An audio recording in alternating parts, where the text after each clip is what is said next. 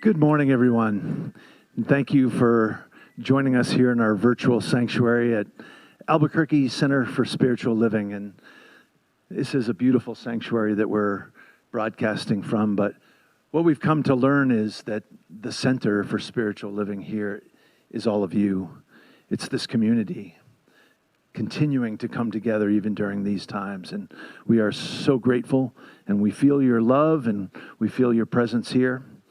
Whether you're joining us on Facebook or YouTube, there is a beautiful way to stay connected, and that is through the chat feed on both of those applications. Please use it to stay connected to each other during this time. It's our way to be in community and to feel that connection even deeper. So please use those. I wanted to start by just reminding everybody about what we do here and who we are.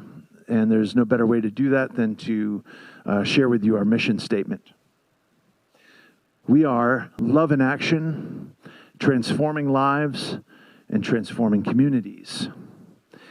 The way in which we do that, especially during these times, is through a myriad of online offerings.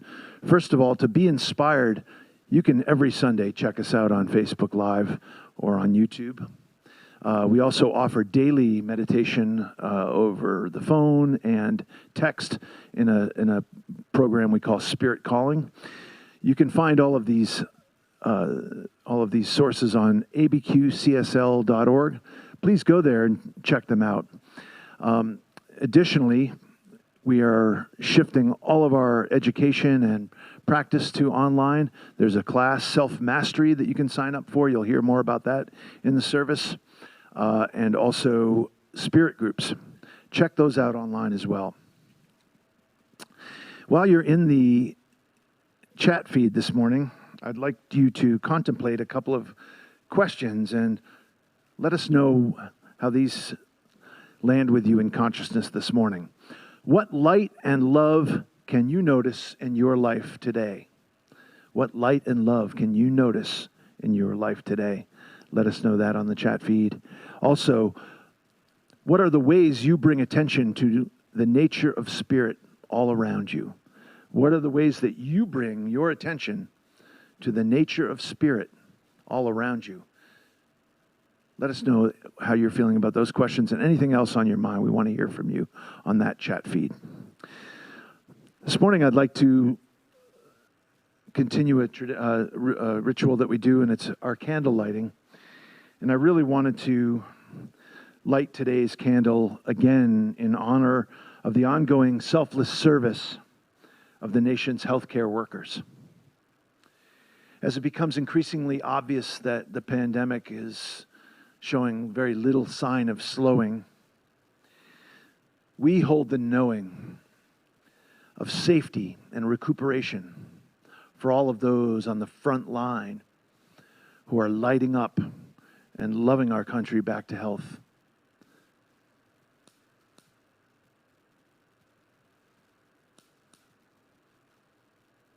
This candle is for you, and we thank you for all that you do.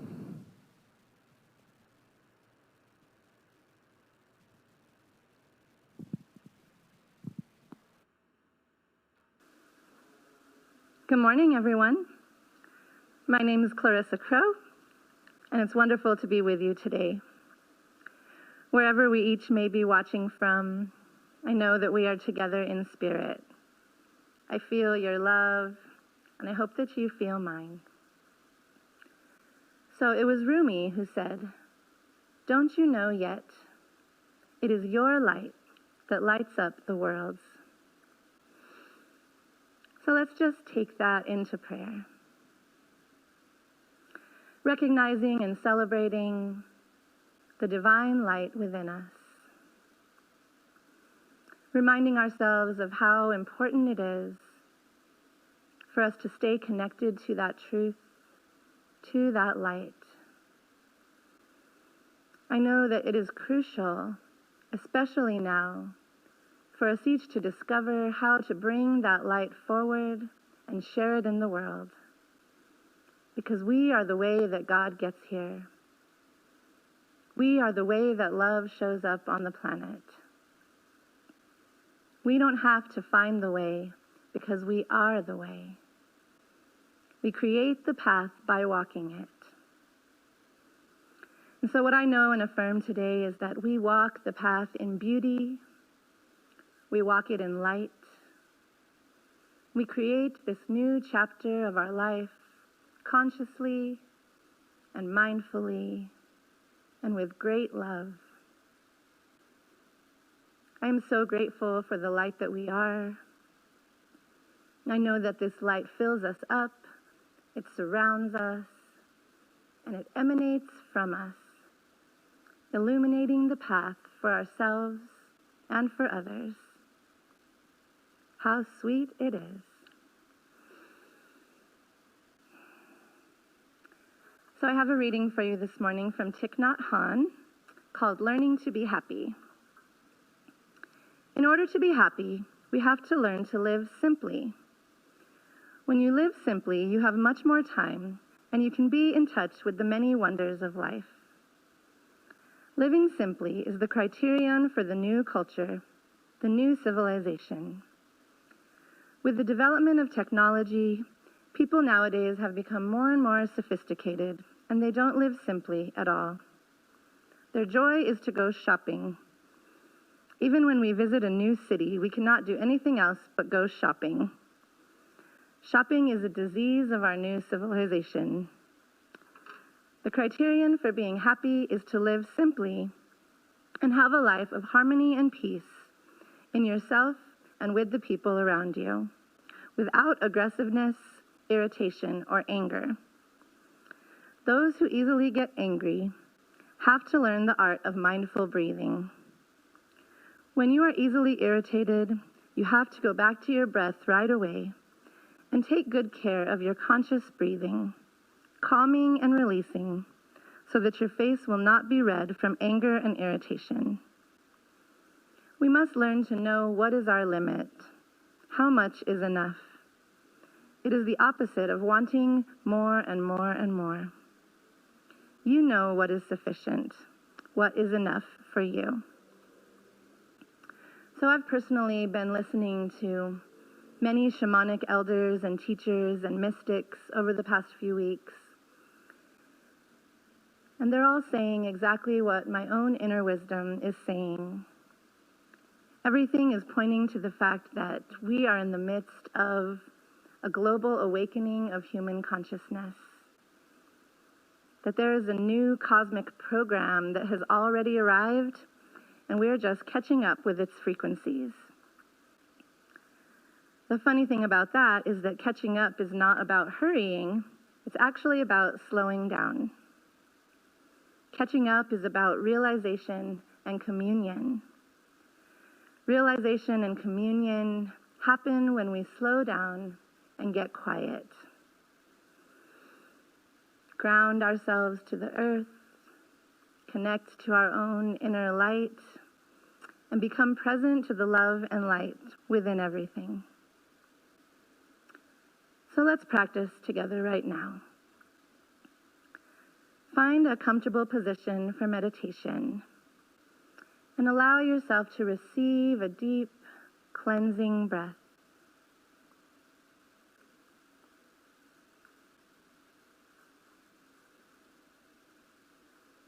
Begin to trace the path of your breath as it moves in and out of your body.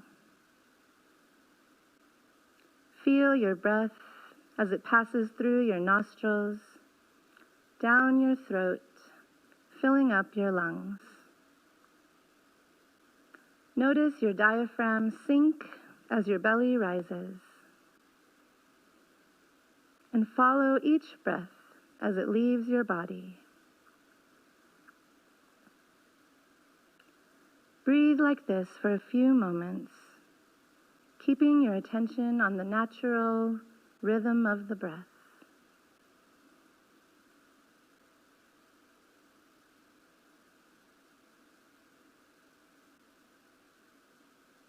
And now I want you to visualize a waterfall of light pouring down from the sky and washing over you. This light can be any color you choose. A purple light, a gold light, a bright green light, a bright white light, any color. Just imagine this constant, steady stream of bright, colorful, healing light entering through the top of your head and filling up your body.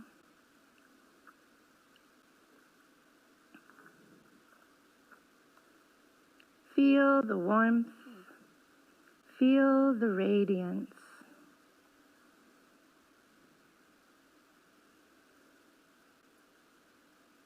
If there is any fear or anxiety in your mind, it is dissolved in this waterfall of light.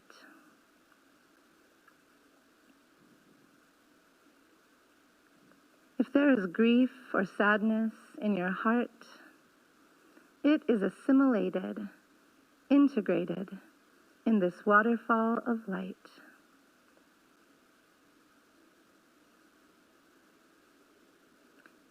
Any areas of pain or tension in the body are healed by this radiant, colorful shower of divine light.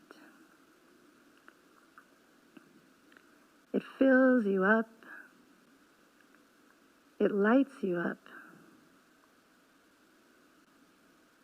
You feel energized and free, calm and at peace.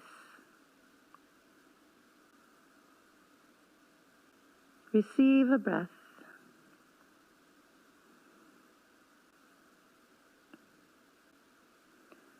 Now it's time to send the light out. Feel this light shooting through your arms and out of your fingertips, blessing everything around you.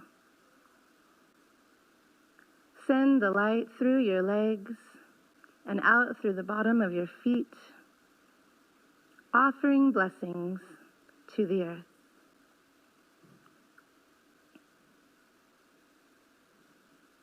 Spend a few more moments receiving and sharing divine light.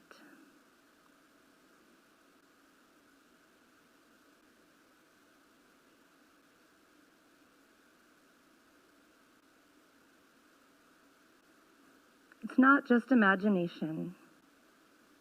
It's the power of infinite love, and it is within us. We can access it at any time simply by taking the time to get quiet and connect to who we truly are. The world needs our light. So as you gently bring yourself back, just make a silent commitment in your heart to remember your light, to feel your light, and to shine it out in the world. Namaste.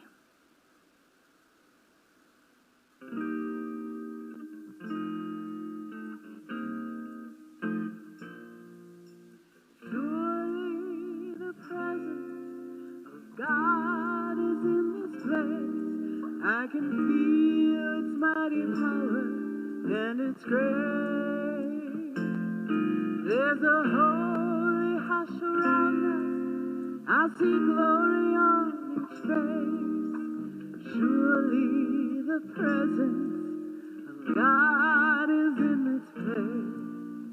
Surely the presence of God is in this place. I can feel God's mighty power and its grace.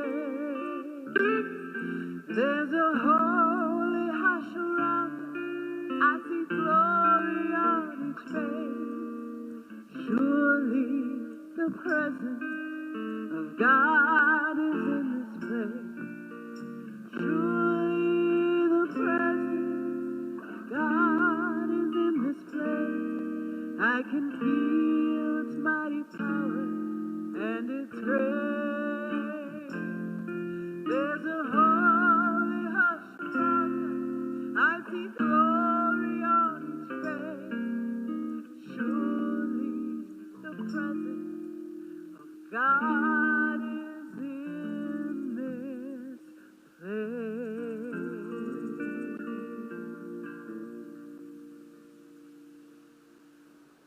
Hi, my name is Madi Suarez, and I'm a practitioner here at the Albuquerque Center for Spiritual Living. Welcome. I'm so glad that you're here with us today, and I'm glad that I have some time to share some information with you.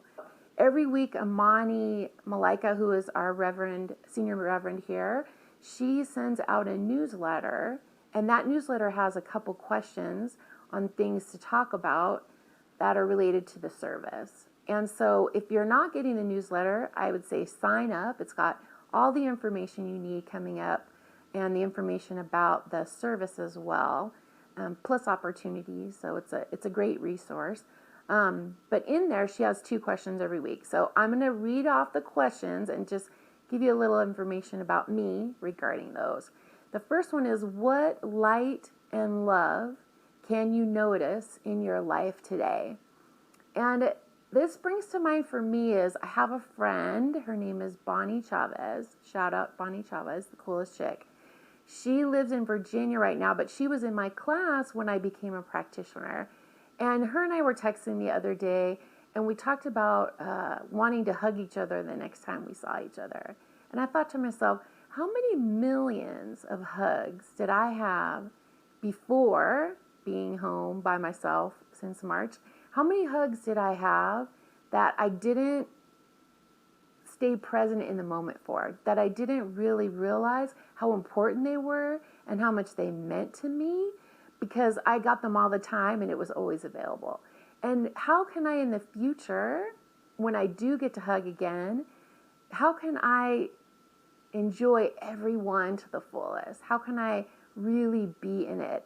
And the other thing that happened too is I had someone tell me that you can hug yourself. Did you know you could hug yourself? You can. And they told me that it actually makes a difference in your life. So put your arms around yourself, give yourself a little squeeze, because it's supposed to be good for you. So do it. The other thing I wanted to talk about was the second question, which was, what are the ways you bring your attention to the nature of spirit all around you? And this question, I don't know, I had to think about it again. What are the ways you bring your attention to the nature of spirit all around you? And what comes to me with that is the yard. How many people have started growing stuff? I have.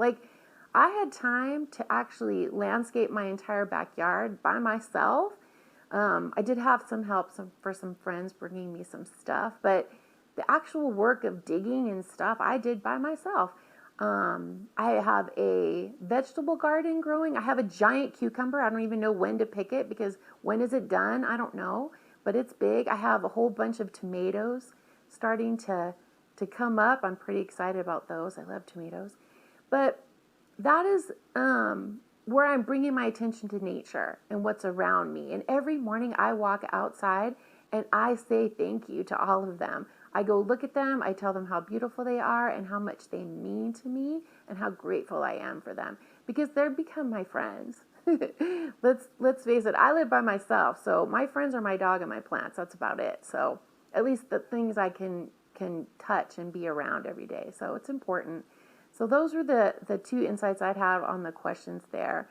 So think about them. If you have anything to share, put it in the chat. We'd love to hear your thoughts on them and share your information because that's what we're here for. We're here to connect. So thank you for letting me tell you my stories. A couple other things. In this community, we rely on you to function. So those spirit groups that we have going, all that, the classes that we have, this service right now, everything is just by donation that we keep going. And we're keeping going during this pandemic. We have grown the things that we didn't do before, and we've changed the things we did in the past. But all of that requires help, and we appreciate you so much for everything that you give. If you would like to give, there might be a little thing below me that says text to give. You can text to give a one-time donation, or you can set yourself up for, what's it called? Now I'm going to forget. Recurring gifts. So you can set yourself up to give something every single month, which would be awesome for us so that we can really know how much money we have and we can keep that in mind every month as we plan our expenses. You can also go on the website, go to the donate button on abqcsl.org, and you can donate there as well. So anything that you give, we're so grateful for. And anyone that's already recurring gifts set up for that, thank you so much. It means so much to us that we know that we can continue no matter what happens in the world. So we appreciate it. And then right now, we're going to say our affirmation that Paul Cuffey wrote. Here we go.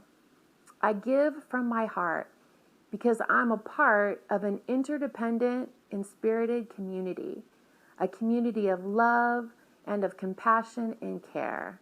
I give generously and faithfully and fully aware I am love in action, and I am creating a world that works for everyone. Ashe, aho, K.I.S.S, amen, and so it is. Just really glad to be here with you today to share some information, some stuff with you. Just some fun stuff that's going on here at the center. I just want to get you up to date on everything. First thing is spirit groups. Have you ever heard of spirit groups? I like the sound of that word. Spirit groups is a group that is set up by either around a book or a subject or whatever it is. And it's a place where people can come together on Zoom and they can get to know each other, and there are certain steps that are involved. It's just a really cool process. And what it is a great time to connect with people and to share feelings and thoughts and beliefs and maybe grow yourself. It's a great opportunity for that. So spirit groups, the last week to sign up would be this week. So if you're interested, you want to go on the website, abqcsl.org, and sign up there. Another thing is self-mastery. I'm taking that class. It's really cool. Paul Cuffey and Clarissa Crow are doing that class. That class is going over two books. One is The Four Agreements, and one is Living the Science of Mind. And I think we're going to learn how to pray a lot, so that's pretty fun. Another thing we have is Heart, Mind, Spirit Recovery Group, and that's every single week. That's not a spirit group, but that's a group that gets together. You can contact Clarissa Crow for information on that, and that information is on the website also. So those are some of the things that are coming up, fun stuff. My name is Scott Miller. I'm a member of the Prosperous Life team at the Albuquerque Center for Spiritual Living. I've been involved with the metaphysics since 1979, so it's been a while, about 40 years. And I've always been interested in getting to this place of financial freedom, which I now enjoy, but it took a while.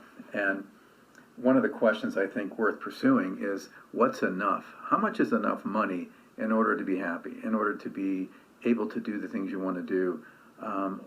How do we make sure we have enough meaning in our lives and enough friends? So I wrote a book. It's been something that's been done over several years. It's called Enough Money, Meaning, and Friends. And this particular spirit group will be focused on this book and this topic. We're going to, this is going to be co-led by Kamatara Johnson, who is a practitioner as well as in the ministerial school for the Center for Spiritual Living in her final year, I believe.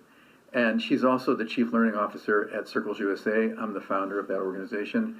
And we've got chapters in 21 states and up in Canada. We've been able to raise about $100 million to help families get out of poverty and to send that research to policymakers and influence some of the issues that are in the way. And we've made great progress with both families and the issues. So this particular spirit group is going to combine and blend ideas from this workbook as well as Circles, which has been so effective in helping families sort out what's enough money and how to go about getting it. So I hope you'll join us. If you have any questions about what's enough money, you may have more than enough, what to do with it, how to be more generous. I don't know what the question will be, but we're going to support each other in finding out what the sweet spot is, or that next sweet spot where we really feel like we have enough money, meaning, and friends to thrive. Hope to see you.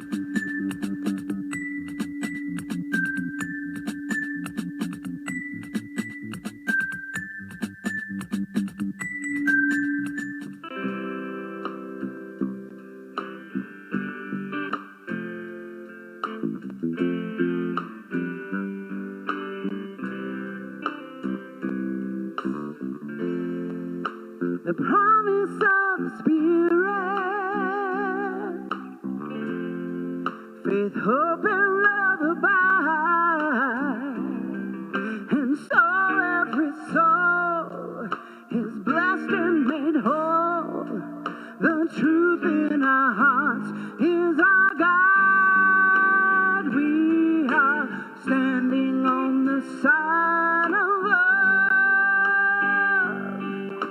Hands joined together, hearts beat as one, emboldened by faith, we dare to proclaim we're standing on the side of love. And sometimes we build the barrier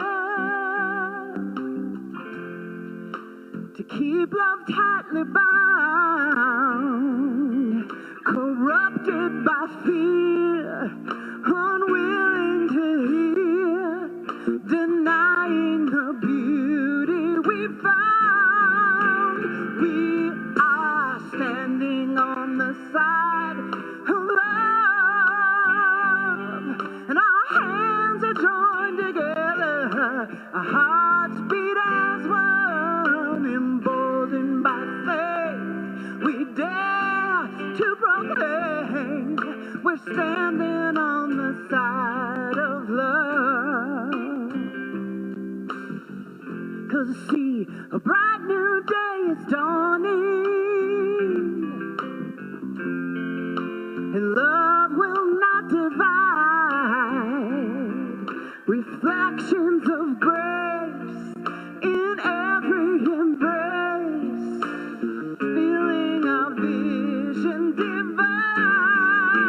We are standing on the side of love. Hands joined together, hearts are beating as one. I'm emboldened by faith, and I dare to proclaim I'm standing on the side of love. Standing on the side of love.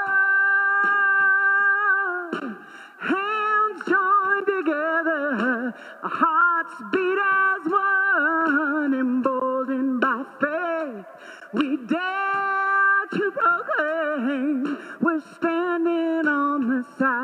of love. We are standing,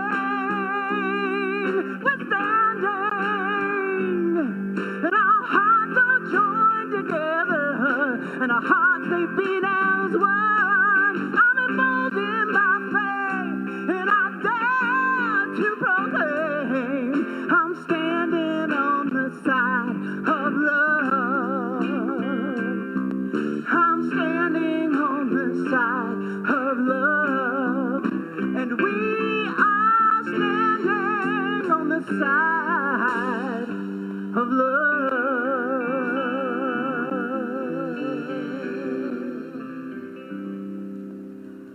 Standing on the side of love.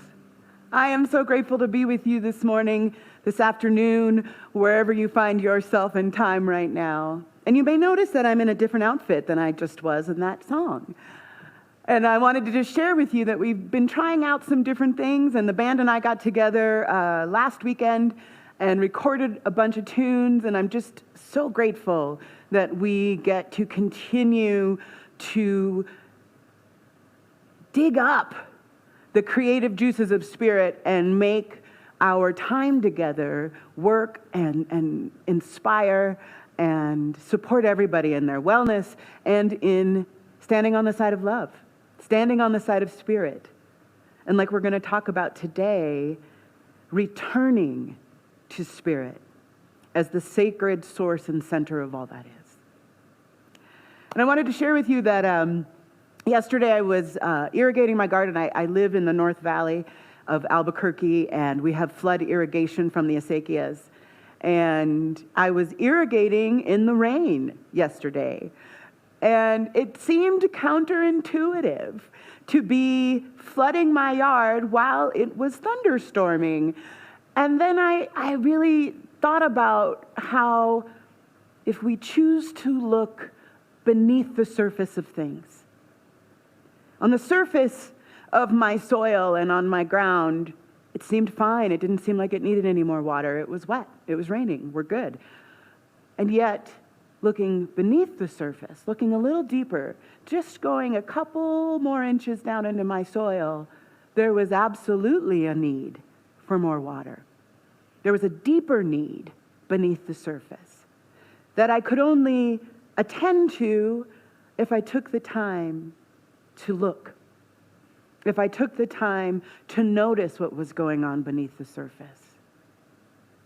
Ernest Holmes, the founder of Science of Mind,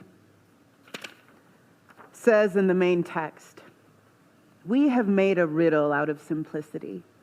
Therefore we have not read the sermons written in the stones, nor interpreted the light of love running through life. To return to a sane simplicity is one of the first and most important things to do." To return to a sane simplicity. I imagine this time is one of the greatest invitations many of us have received in our life, to return to a sane simplicity. To actually let ourselves slow down enough, to let ourselves pull our attention in from all the noise and the chaos and the busyness and the rushing and the just insane amounts of information that is always coming at us through all of these different channels and social media and news and television and Netflix and Hulu and whatever else.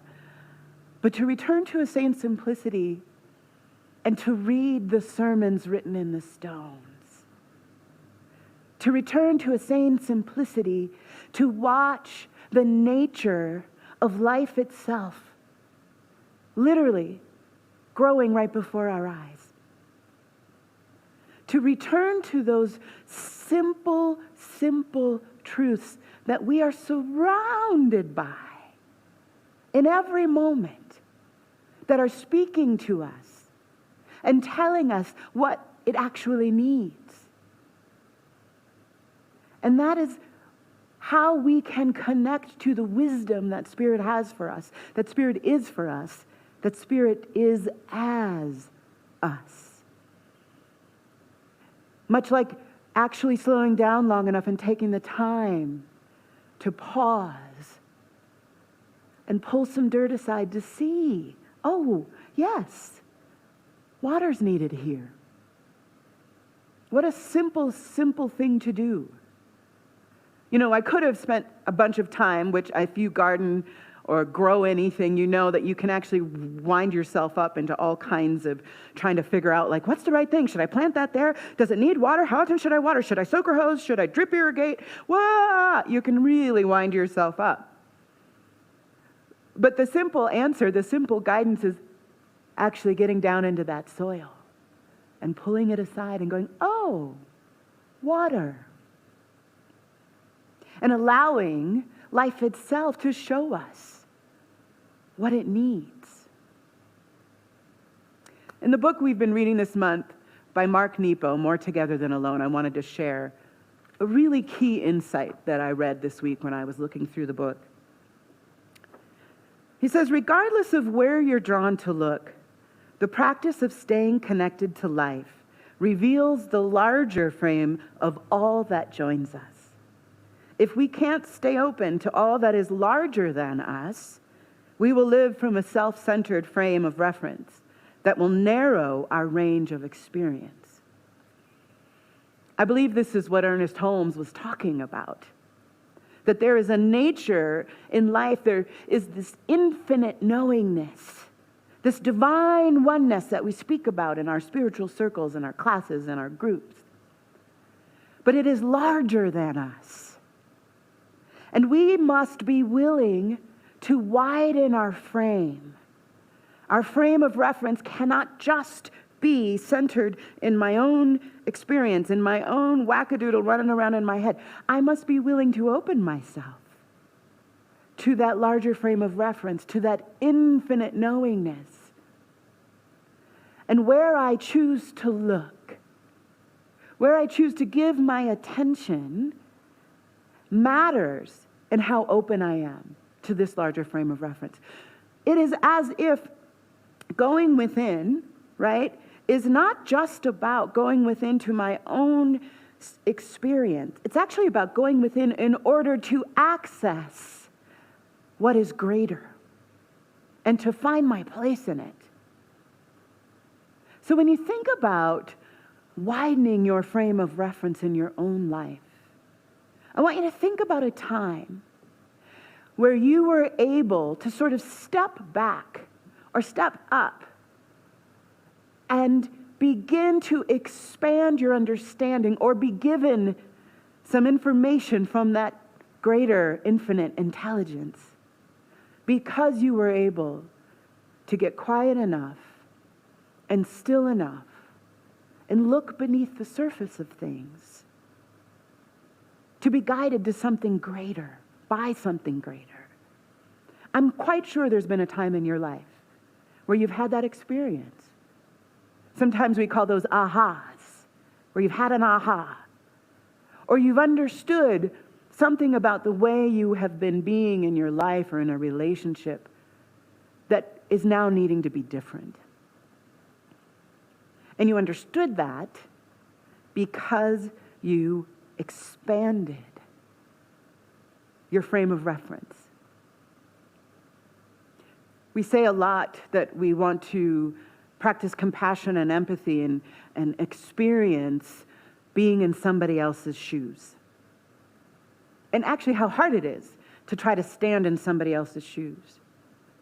But I actually think as a spiritual practice, as a position we can put ourselves in, that it's more about standing in the bigger shoes. It's more about stepping outside of my own position and my own perspective and getting into a different place so I can see something different, so that I can go into that greater knowing, that infinite intelligence that allows me to change my perspective.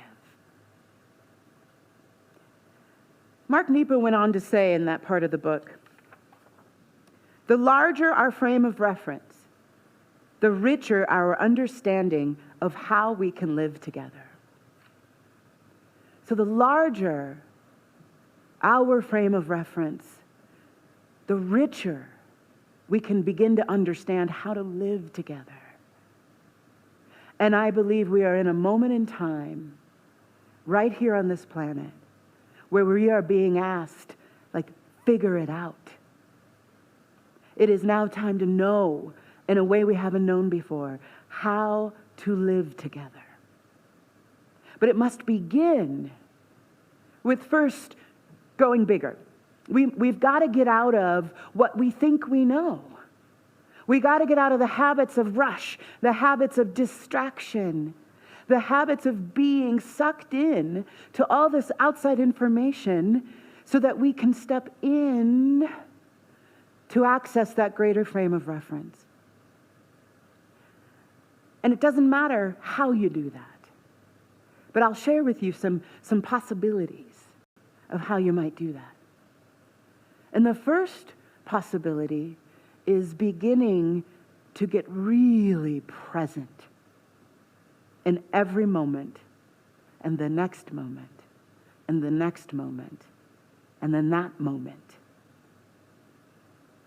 Being present so that we can breathe into this very moment and allow it to open us out of our habit, to open us out of our assumptions, to shift us into another perspective, right? That's how mindfulness and practicing presence serves us. It is actually one of the greatest practices that I know of that allows us to shift out of small understandings or misunderstandings or a narrow viewpoint. And so when we practice mindfulness in every moment, when we bring ourselves present by simply taking a breath, I'm going to find myself here right where I am. And Mark Nepo said in the book, More Together Than Alone, where am I? Yes. He said that receiving each other freshly each time we meet, simple as it sounds, is an act of courage. And I want you to think about this for a moment, right? Because we are not interacting with each other in physical proximity the way that we once were. So I believe this actually makes it more possible for us to then be even more mindful in our interactions, but to receive each other freshly, which means when I walk into the grocery store, I'm not walking in with all of my assumptions. I'm not walking in with what I think I know about being in the grocery store. I'm not walking in with what I think I know about the cashier or the young person pushing carts. I'm going to walk in freshly, open, so that I can meet that person in the moment and interact with another living human being who is a divine expression. And it actually takes courage to walk in the world in this way. This is not how we've been walking. We like to stay in our little protective bubble of assumptions. We like to stay in our little protective bubble of labels and what we think we know about the other. And yet, it takes more courage to step outside of those, to step away from all that we think we know, and to meet each interaction freshly. This is what I believe begins to allow us to sort out how it is to live together. Because when I meet you freshly, in the moment, I'm open. I don't know what's about to come out of your mouth. I'm actually able to pay attention and look beneath the surface to what you're saying to me, and allow that to guide my choices and my behavior and my response. And it's simple. It's such a simple but courageous choice to put away what I think I know and to bring my full divine presence into each interaction.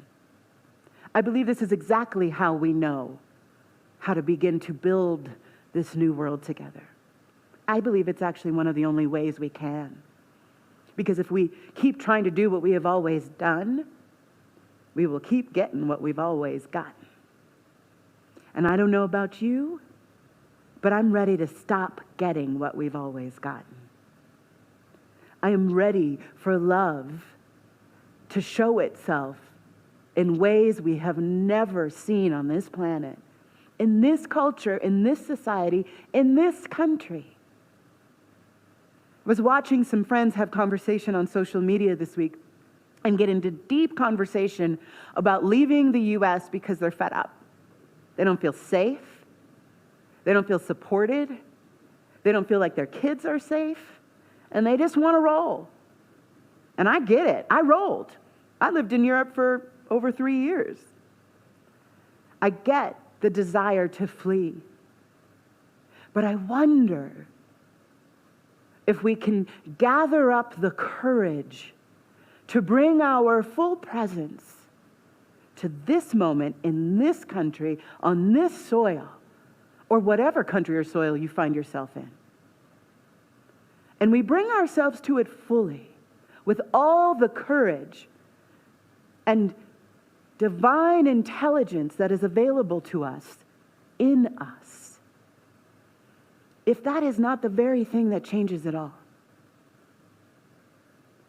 I believe so deeply in the divine nature that we each have, that we each came to this planet with, and that we each have been called to bring forward in our unique and authentic and beautiful, gorgeous ways. I believe so fully in the power of that, that I believe it is the only thing that actually is going to give us the juice and the power to make the changes we all want to see. Ernest Holmes went on to say in the Science of Mind text, all people receive some light, and this light is always the same light. There is one nature diffused throughout all nature, one God incarnated in all peoples. He went on to say this divine incarnation is inherent in our nature, in all of our natures. I'm adding that part.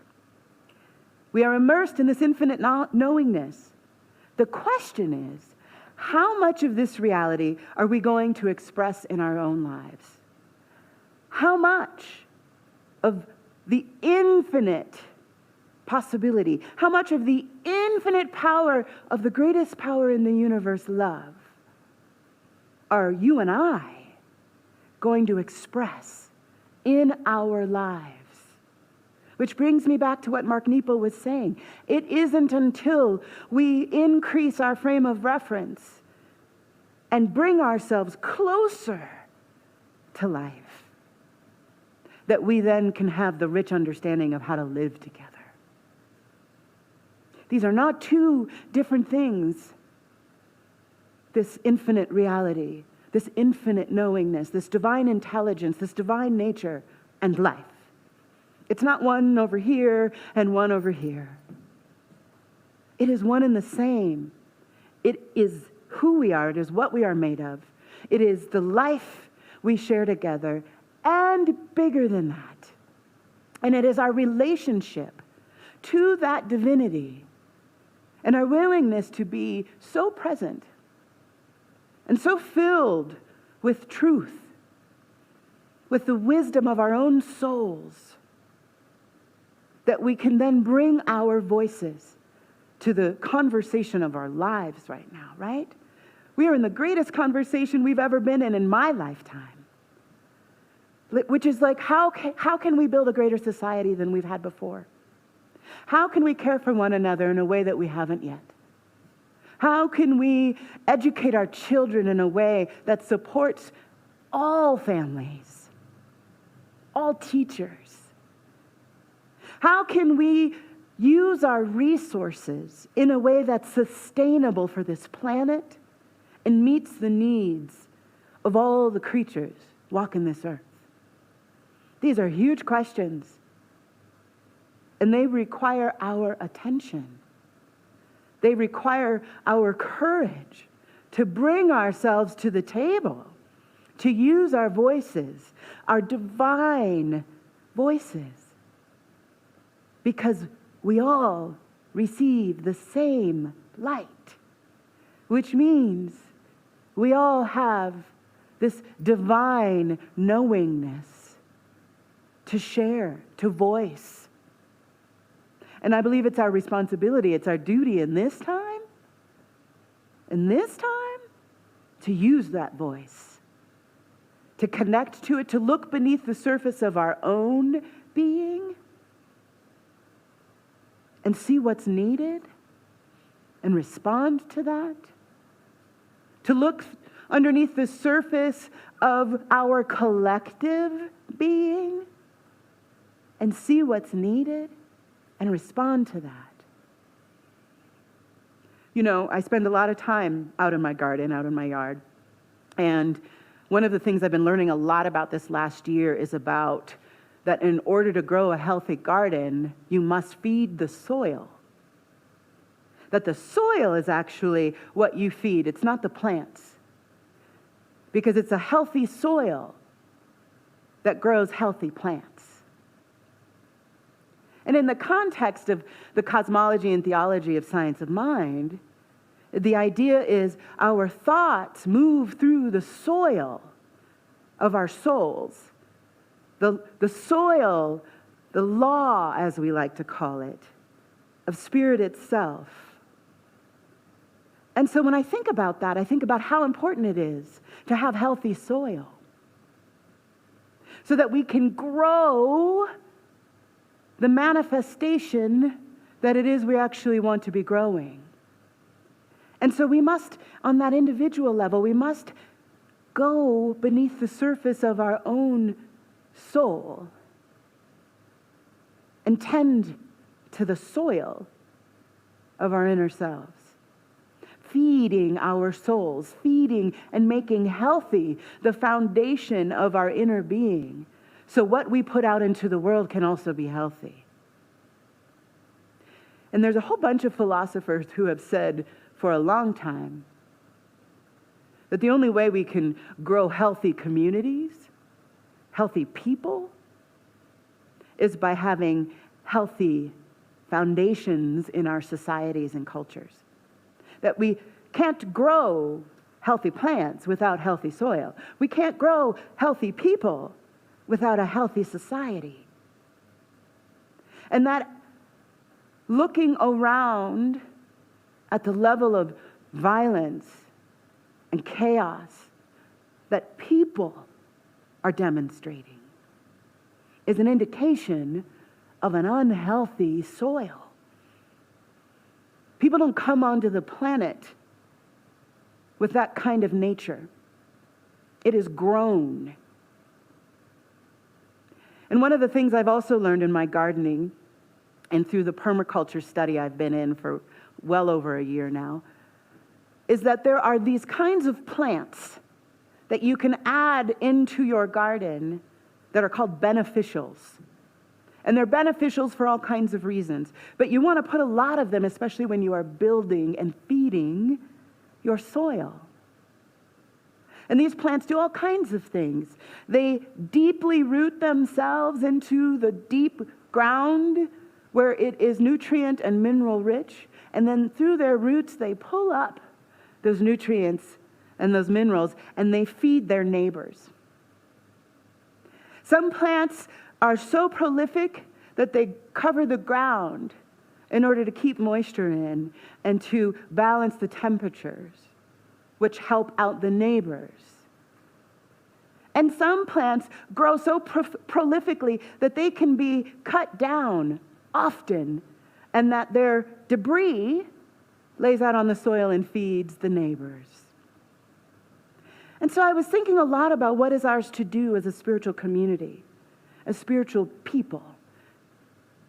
I believe what is ours to do right now in this time is to be a beneficial, is to do that inner work, to dig our roots deep down into the foundation of spirit by returning to these simple, simple practices of mindfulness and presence so that we can be a beneficial presence to our neighbors. So we can be that place of light and love, creating a healthier society. But it begins with us, because the good news is we're not vegetables. We are conscious human beings who have choice. And we have a choice to get ourselves healthy by choosing what we pay attention to reading the sermons in the stones, to watching light and love run through all of life, right around us, wherever we find ourselves. And so I want to share a practice with you that will allow you to do that in any setting, whether you have got your eyes closed and you're turned within, whether you're in a mindful conversation, or whether you find yourself in a garden or on a walk, or just sitting at your window. I want you to count 10 things that you can notice. You take the time, even as you're walking into the grocery store, to notice 10 beautiful, spirit-filled things that allow you to shift your frame of reference to that something greater so that you can be a beneficial presence. We are called right now, y'all. It is not complicated.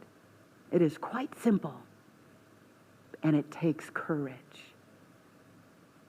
So if you are ready to anchor this in prayer with me and commit yourself to the courage required to be a beneficial presence right here in your neighborhoods, in your family, let us anchor this in prayer. What I know for sure is there is one infinite intelligence, there is one divine love, and it is the whole reason we are here. We are made of it. It is breathing us. We are breathing it. It is what we know, and it is what we are learning. It is what we see, and it is what we are growing into. And it is always working for good in us, through us, as us. And so I know that each of us is that place of good. Each of us is that meeting of life itself, growing each other, benefiting each other, better and better and better. Transforming the communities we find ourselves into the healthy ground we want to create for the next generation and for those who are with us right now and for all of those to come. And I am so grateful that Spirit knows exactly what it's doing by placing each of us here right now in this time to be that beneficial presence. So I just rest in that divine intelligence. I rest in that infinite knowingness, knowing that it is already unfolding perfectly. And I let it continue to do so, breath by breath, moment by moment, for good and greater good. I let it be, and together we say, and so it is.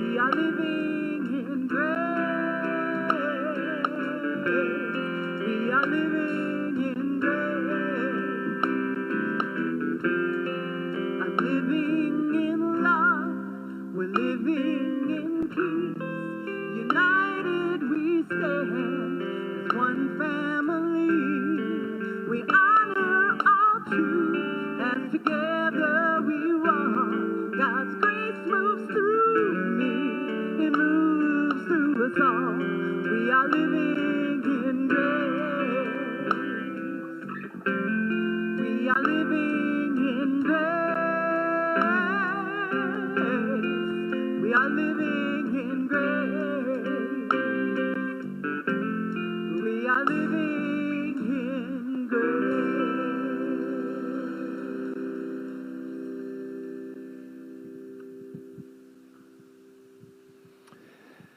Thank you so much for joining us today. Beautiful reflections on the chat feed today about how love and light are showing up in people's lives. A lot of cat references. Stephen Scalf and Stephen Day loving up their cats. And love showing up as the rain.